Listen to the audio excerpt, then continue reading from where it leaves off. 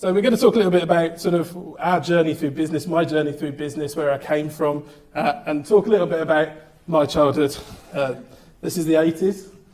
You can tell that by the green shorts. So that was cool in the 80s to wear that kind of stuff. Your socks pulled up. I'm not sure what pose I'm presenting there, but it's an interesting one. I come from Birmingham. You can't tell. Hopefully I'm well travelled. My accent only comes out when I'm angry. So hopefully as long as I don't get angry today, you won't know that I'm a Midlander. I come from a very different background than business. My parents weren't entrepreneurial. My dad was a policeman for 35 years. My mother was a care worker. They divorced when I was 8, so we've all kind of got a sob story to talk about. But actually, as a child, we really had very little money, no real business influence around me at the time. And when I talk about not having money, it's not Richard Branson's childhood, where his parents could only afford one Rolls Royce kind of no money. We really had no money. On a good month, we'd get by. On a bad month, I was the only kid eating tomato ketchup sandwiches in the playground. That's proper bad, no money. I lived in Solihull, and I kind of found some frustrations with my childhood. One, I wasn't really great at school. I didn't really like school. It wasn't that I wasn't sort of intelligent enough. I just really didn't like being there. I just thought it was restrictive, and I had all these kinds of ideas. And I found that some of the things that my kind of families and friends used to say to me, it would really kind of frustrate me, really. My mum used to say, I'd never be able to go there, I'd never be able to go through it, I'd never be able to go on a hot air balloon. And actually, she didn't mean she'd never be able to go on it. What she meant was she'd never actually be able to afford to do it. There was like a glass ceiling that a lot of my family and friends used to put in that because we came from here, because we had no money, because we didn't do those things, we'd never be able to achieve some of the things that we wanted to do. And I thought, that's actually a real limitation. Why would you ever want to be like that? So I'm going to talk very quickly about some of the business ventures and how we've got to where we are today. People say that when you're a child of the 80s, you were born in IT, so obviously your success in technology is going to be great. I have to remind them sometimes, I was born in 1984. This is what IT looked like when I went to school, right? BBC computers. This stuff is in museums now, right? So I learned on this kind of stuff. I didn't learn on great equipment and machinery in IT. I come around Future Worlds, I'm looking around at all their Macs and thinking, oh my God, this is a world I never knew. BBC was the stuff I knew, Acorn computers after it. When I left school, I bought a computer, and that's really when I learned kind of IT, and I thought, actually, I could commercialise this. I really wanted to try and get to a point where I could actually start generating maybe some revenue from it, and maybe I could break that glass ceiling that the family put in place. So I had to work. I didn't have no money in the family, so this is the Bullring Market, 1997. This is where I used to work when I was 11. I came on the market and I was a kind of apprentice fly pitcher, I would say. I worked just under this tunnel here. So where that bridge goes over, I worked for a family that were under there. It was an interesting one. My mother had worked for the family that I worked for, and they used to pay me when I started £10 a week. £10 a week when a computer was £1,400. That took a long time, right? But from £10, I proved my worth. I got £20, from £30. And by the time I was on the dizzy heights of 50 quid a week, when I was working on a Sunday and a Saturday in the Bullring, I was working desperately hard to try and afford the computer. I eventually convinced my dad to get finance for £1,400, bless him, through the police. And we got the computer and I was paying for it through the market. And then I really started my kind of education, learning more about what I wanted to do and getting around the IT. And, you get colourful desktops and you try and get Windows 95 themes on your computer. That was the world that I lived in, trying to pay through the market. I was designing some websites for people. I was getting a bit of money from that. I was doing quite well. I was looking after a friend's IT in his car spares place in the evening. I was really starting to build up a bit of cash. And one day I got a phone call from a guy that said, look, you've done a website for one of my competitors. I quite like it, actually. Can you come and see me? I said, no problem. I can come and see you. I went to see them, 5 guys around a table, 15-year-old me, and he said, we've got this idea.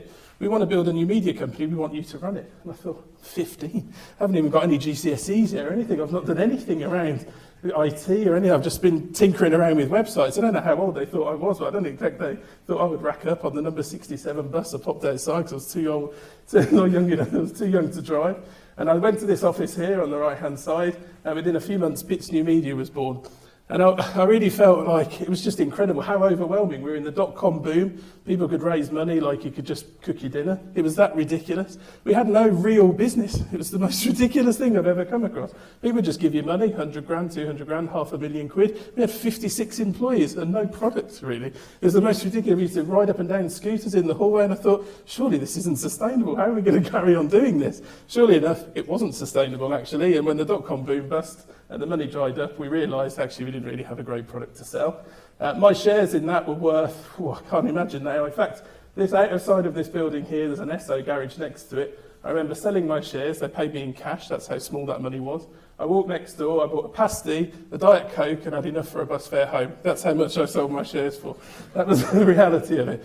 But it taught me some valuable lessons, and I think every venture that we've ever done after that, I took all of the valuable lessons that I had and started actually implementing them in the next business. Everything we've done something wrong in every business, actually, in every business that you do after that, you think, actually, I won't do that again, that was really stupid.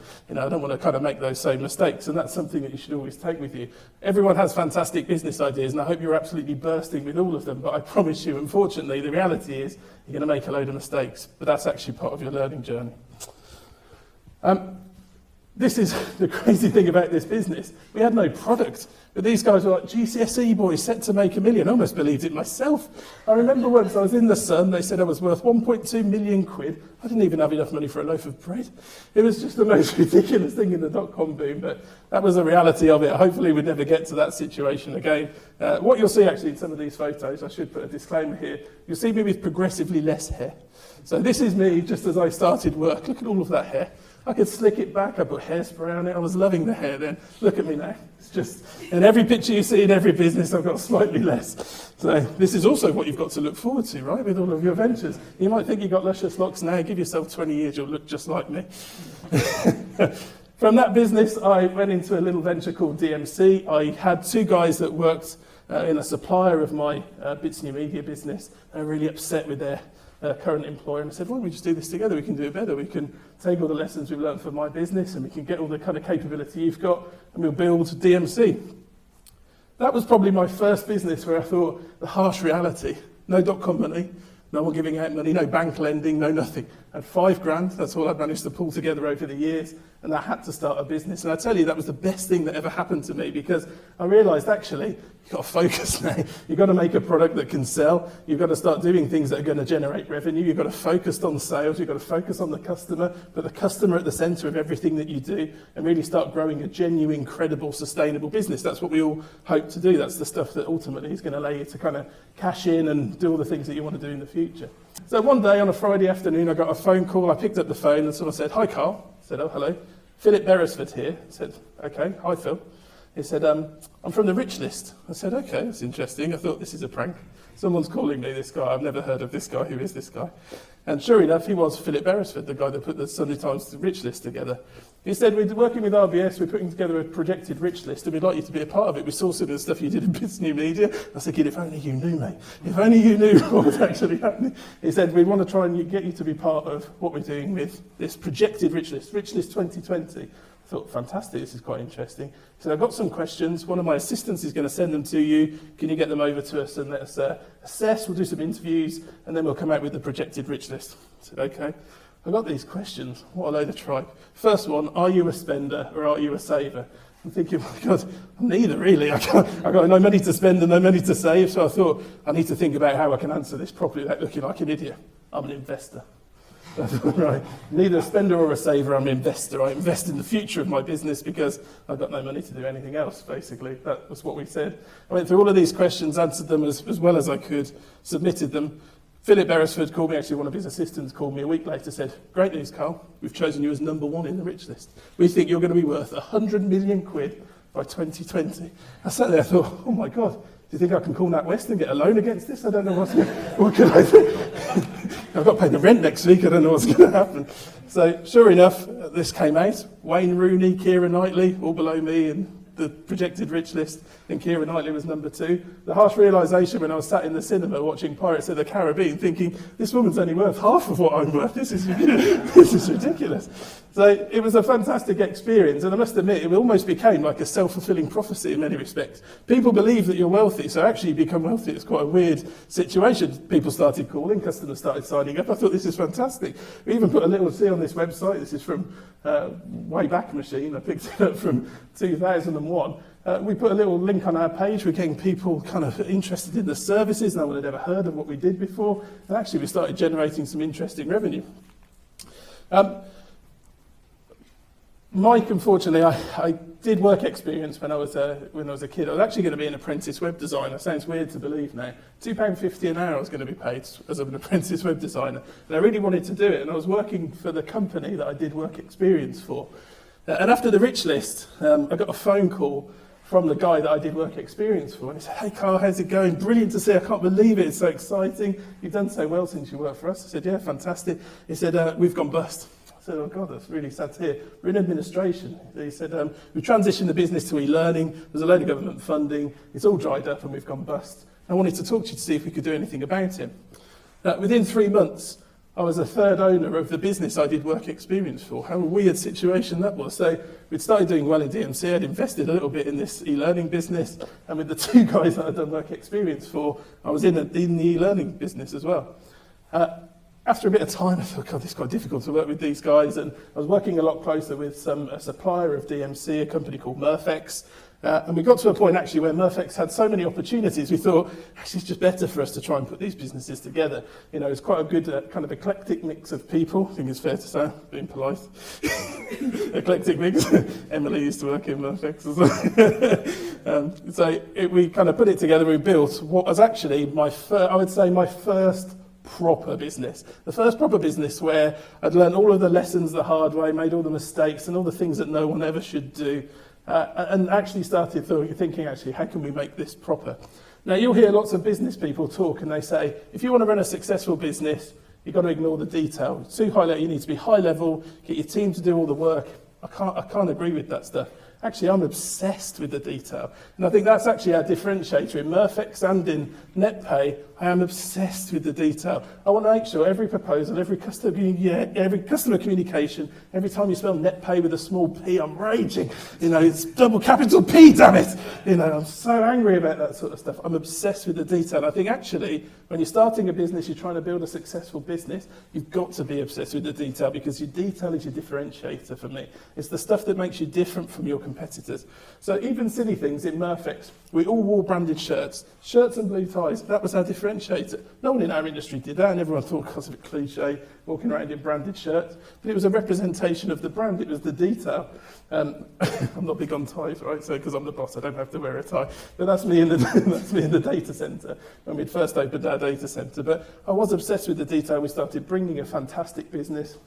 And actually, we started doing really well. You know, we went from 1.2 million of revenue to 20 million of revenue in 3 years. We went 1.2, 6.2, 12, 20. You imagine that kind of growth is phenomenal in a business, trying to keep up with that. And every time you get to those stages, you reinvent yourself. If you're sitting here today thinking, I can deliver a business that can be a 1 million or 100 million pound business, and we'll just add a couple more people in it. It's absolutely untrue, I promise you. You've got to reinvent it every time you get to certain thresholds. For me, I think the reinvention, about £1 million, you start behaving a bit differently.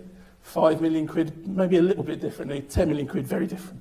10 million quid, 25 million. About every 25 million, you start being a totally different business altogether. And you've got to start thinking different things. You've got to start recruiting different people. You'll have some really hard decisions to make as well. Because that guy that was with you right from the start, that you really love and is your mate, and you do beers with him because you started off in the cupboard room together. Actually, when you get to a £50 million business, it's just not good enough and it's difficult. And you want to put him in a senior role, but you can't.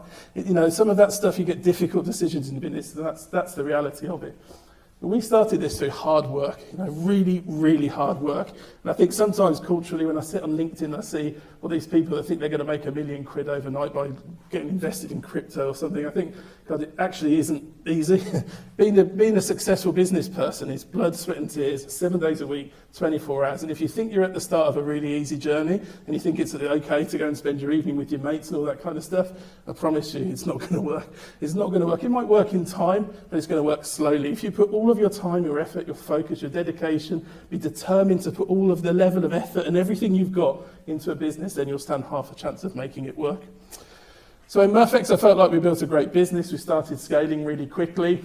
I sort of invented this concept of who, what, and why. Who are we selling it to? What is the product we're trying to sell them? And give me 3 great reasons that it's really going to sell. Not, we do really good customer service, because all of your competitors will say that you'll do really good customer service. You've got to live and breathe the kind of differentiators you have. And if you can't name the 3 tangible differentiators, bin the idea and go to something else. So we scaled a really great business in Murphex. We won a really big customer. And ultimately, over 6 months of conversations, that customer bought our business back in 2010.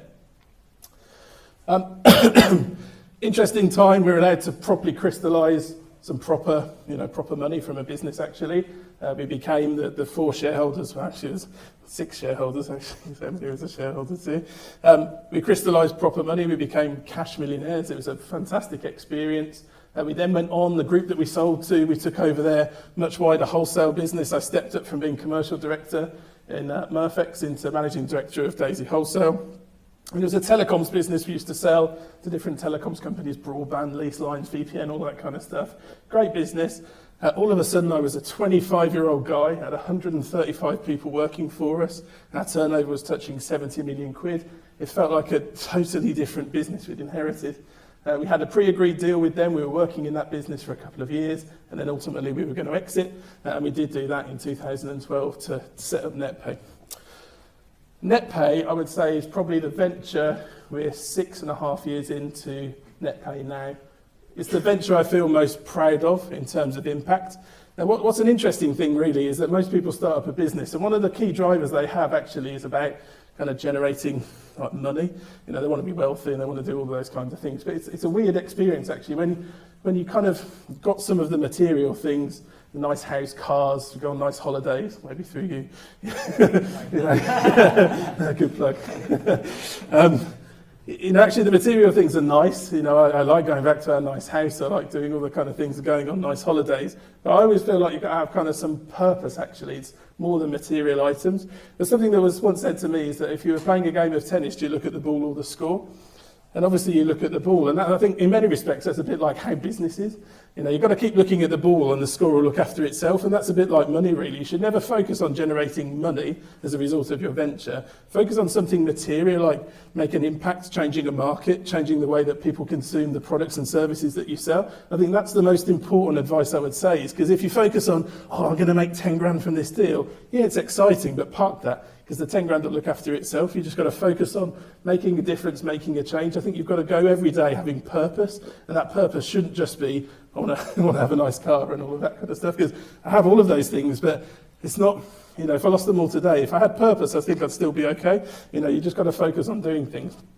We built NetPay. It was a payments business. First of all, we were going to go and provide card processing services to SME customers through partners. And I won't bore you with our sales channels because you'll be here all day and you won't feel like you've learned anything. It's not very exciting. But what we effectively do is we sell the ability for people to process card payments. And we do that for about 7,000-8,000 businesses in the UK at the moment.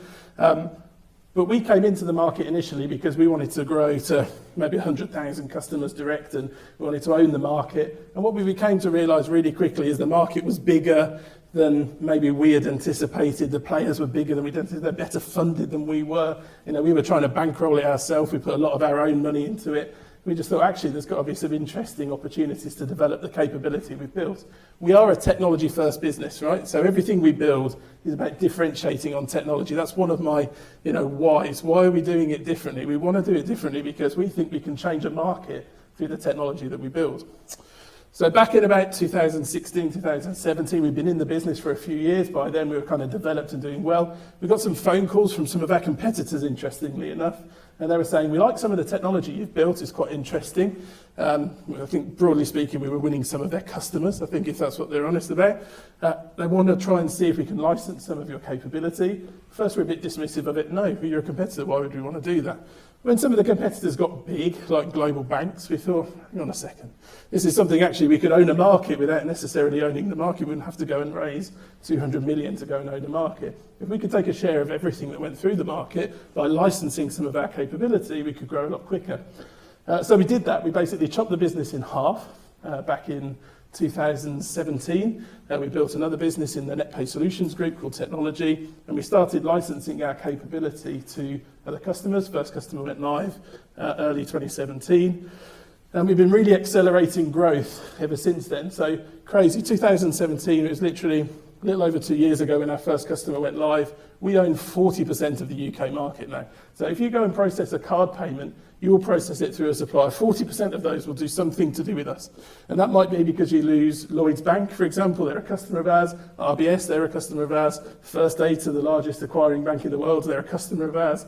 You know, we won some fantastic deals in a really short space of time.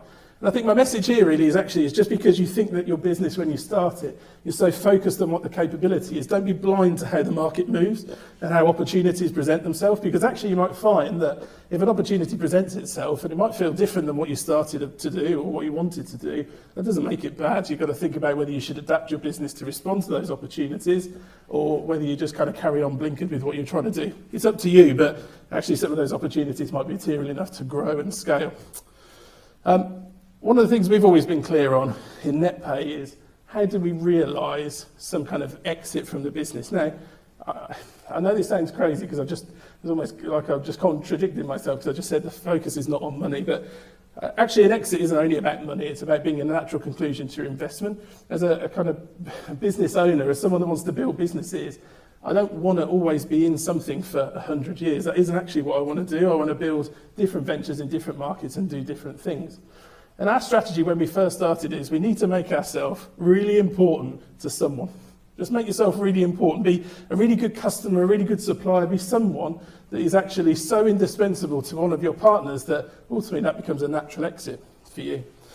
We got to a point around the end of 2017, we'd had an approach. We'd been talking to one of our customers, a large business called First Data, and they tabled an idea about where they took a minority interest in our business. It would allow us to kind of grow and accelerate our growth and allow Nikki and I to kind of take some money off the table. And that's what we did at the end of last year. It took us a year to do the deal. And if you ever think sometimes this stuff happens overnight, it really bloody doesn't. The whole due diligence process, you can all sit there and high five and say, this is going to be done in 3 months. Nope, absolutely not. I promise you, short of giving them my inside leg measurement and my grandma's home address, I don't think I could have given them any more detail than I did as part of that due diligence process. It was so bloody thorough. So it never happens as quickly as you'd hope when you're trying to raise money, particularly on that kind of scale. It allowed us to kind of cash out, and we did really well from that. That's Nikki and I, the New York Stock Exchange, celebrating the deal over in New York. First Data is a $12 billion listed business. They're the largest payments business in the world, and they now own 40% of our business. Our award-winning business, no less, which is our National Business Award. This gold one we won earlier this year in Berlin. Our technology platform was voted the best in Europe. We're helping customers get access to card payments better than anyone else in the world. It's a fantastic experience and one that I feel incredibly proud of. There's a couple of things I would kind of suggest you're doing when you're getting your ventures. I think one of the things that you need to think about when you're going out and trying to raise money, cue Ben's favourite comparison here. I've always compared being in business as a bit like visiting your mother-in-law. This is an interesting comparison, and no one's ever thought of it like this, right? But when I go, I love my mother-in-law, she's fantastic. She used to work for us for a while. That was really fantastic. At least my wife is laughing, thank God for that. It could have been difficult later. So I always think about being in business is a bit like visiting my mother-in-law's house. So when I go to my mother-in-law's house, sometimes it's difficult, right? So it is tough. It's not easy. Sometimes the conversation isn't free-flowing. That's just business. Sometimes it's difficult. But the most important thing that you and your investors want to find out is when you're leaving, right? So you go to your mother-in-law's, I want to be absolutely clear when my exit time is. How long am I going to be here for? How long do I need to put up with this stuff? And then when I'm there, I need to think about what are my exit routes. Because then actually an exit from a business, it has lots of different options. It might be partial minority share sale, like we just went through, total business sale, earn-out. There's lots of different exit options. So I sit in my mother-in-law's and I think, could go out the front door, possible. Could go out the back door. If things get really hot, I could go out the window. But there's lots of different exit plans. And that was my kind of comparison, really. And I think I've used it in a couple of presentations, and people think, fair enough. It's kind of, next time you go to your mother-in-law's, think about it like you're going to work. It's exactly what I've done all of my life. Okay. I don't think I've got anything else, actually, Ben. Sorry, I'm all out of material now. I don't know what else to do. I think, the NetPay journey is a kind of, it's one that, as I say, I'm the most proud of, because I feel like we've built a business where we came up with some great ideas, and an exceptional team of people made them even better. And never in my wildest dreams would I have ever thought that the capability that we're bringing to market would be as good as we've kind of delivered, and we would win the kind of customers. You know, sometimes I pitch myself when I'm sat in New York doing a deal with a bank. You know, it's so easy to be blasé about it, but you actually have to remind yourself, this actually started from our kitchen table, you know, and it is actually achievable. This stuff is really achievable. We have 70 fantastic people working for us across 2 countries. We're opening up in Atlanta later on in the year. We've got some fantastic plans, some fantastic deals. But I think the biggest thing is the commitment of all of the people in our business that makes it successful. And I think that comes from the top down. You know, we are always the people that are sat there doing email in the evening, doing that proposal, making it right, finding the devil in the details, sitting there at the weekend, putting your time and effort and making sacrifices. Because I promise you, I know it's difficult, but for a minute, if you want to make your business successful, you're just going to lose your life for a bit. But you're going to lose your life for a bit because if you do all the things that most people won't do, you can live the rest of your life like most people never will. And that's the reality of it. All of the ventures that you kind of do, if you put the time and effort into it, it will pay dividends longer term. And it's difficult because we get lots of opportunities to kind of invest in different little businesses. And these guys think it's just something that next week will be worth £1 billion because they saw something about Tesla and surely they're worth loads of money and that guy doesn't even make any money.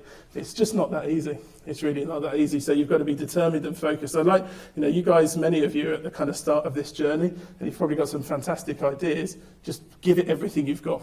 Give it everything you've got. Give it the good test around the who, what and why. And just give it everything that you've got, because if you can do all of those things, you surround yourself with fantastic people that are more intelligent than you will ever be, that's the kind of business that you'll make to be successful. Okay? Thank you very much for listening to me. Thanks, guys.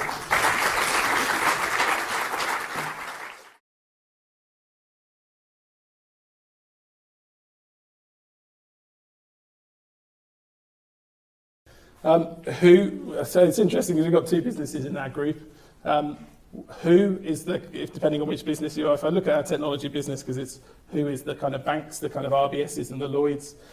Why? Because actually I couldn't believe that when we looked at some of the people in the market, if you go and sign up for card processing, I don't know if any of you guys have actually done this for your ventures at the moment, it's crazy how long this stuff takes. People talk about fintech in the market, but actually to get access to card processing for many of the banks takes 2 or 3 weeks. We sat there thinking, surely technology can change this. So that's what we did. So we wanted to deliver a platform that was flexible. Someone could get access to it really quickly. It was cost effective. It was better than building a platform themselves. And it allowed them to deliver a fantastic customer-centered experience. So what we did was we built a platform that allowed them to board their customers quickly, risk assessment. So they're going through all of their anti-money laundering checks or their risk assessment and get that customer live. You know, if I look at the project that we've just delivered for RBS NatWest, we've taken their platform that they used to have when they used to own a business called WorldPay. It takes 3 weeks to get live with WorldPay. It takes people 30 seconds to get live with NatWest. That's the difference. All done through technology. That's my why-ish, I guess, 3 whys. That's what I said about the point around money. I think when I was broke, money motivated me, and I think it was the wrong motivation, actually. I think what motivates me is I love the smell of a deal. I love a deal. I could be, I promise you, sometimes we can go out and when you do deals with the bank NatWest, we just got a purchase order, 2 million quid, and you think that was really good. And then I think, I don't need this iPad anymore, I'll sell that on eBay. 200 quid, yeah!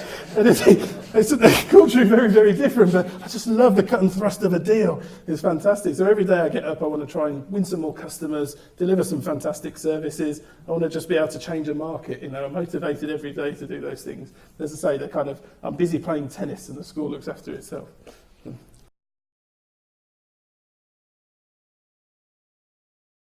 So I'd like to think I'm close to my 2020 prediction. I don't think we'll be far away. I think we're pretty good. You know, the first data exit that we did was a pre-market beating valuation. I think we're doing well from that. I don't know how Keira Knightley's doing. I don't follow her well, but I'm sure it's okay. I'm sure she's doing all right. You know.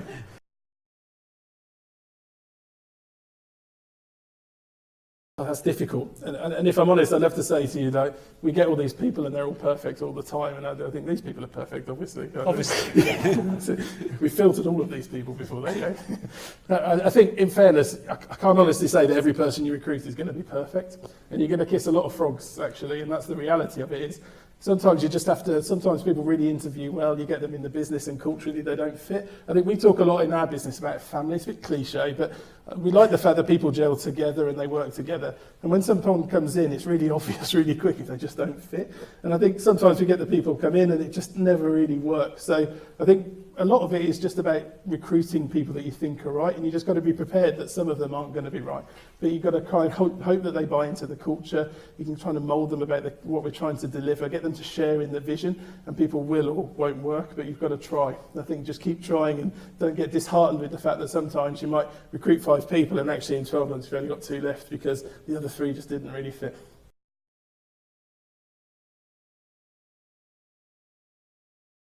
Oh God, how long have you got? I think it's just, I think, there's a couple of things that you've got to kind of focus on, I would say.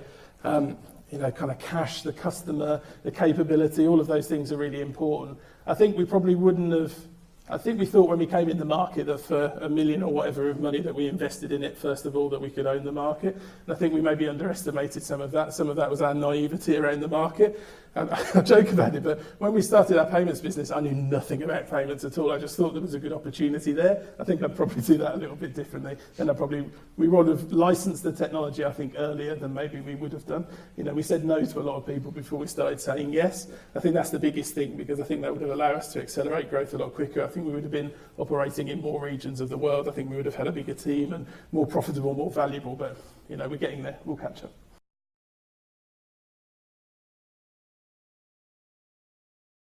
I think role models take many different shapes. I'd say my grandfather is a big role model of mine, my mother's father, because he was an Irish guy. He kept the thickest Irish accents, even though he moved to the UK when he was 15. I don't know if he put it on actually after a while. He was so ridiculously Irish. But he was the hardest worker you'd ever see. That guy did 3 jobs just to make sure that he could look after his kids. And I think, I don't want to say the kind of corny like, oh, Richard Branson's amazing and isn't Bill Gates brilliant, because I think those guys have done really great things. They found their purpose. They're not in it for the money anymore. Jeff Bezos if he started counting his money, he would lose 20 years of his life. He's not doing it for the money anymore. He's doing it for purpose. But my granddad was just a really hard worker. And I think he's the guy that I think every day, would want to work with the same kind of work ethic as him.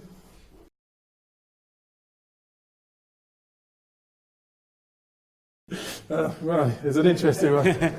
So I'm in the rum business at the moment, which is an interesting one. So we're starting distilling rum soon. So that's a weird venture I never expected I'd get into. But I think sometimes you just got to say yes to everything, I think, and then maybe regret that you didn't say no. I think actually I just get excited about different business opportunities. I don't think we're ever going to say that we only focus on one in particular or one area in particular. We just love great ideas. So, we're always open. Actually, I'd encourage people to pitch us around stuff. If you've got a great idea and you need some money, we can help.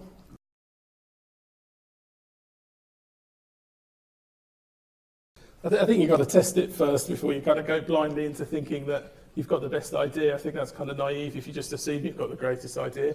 I think we spent some time talking to actual businesses, and I've picked up the phone to businesses too. I think you've got to be involved in the sales process as well to understand if the proposition that you've got is good and get yourself out there.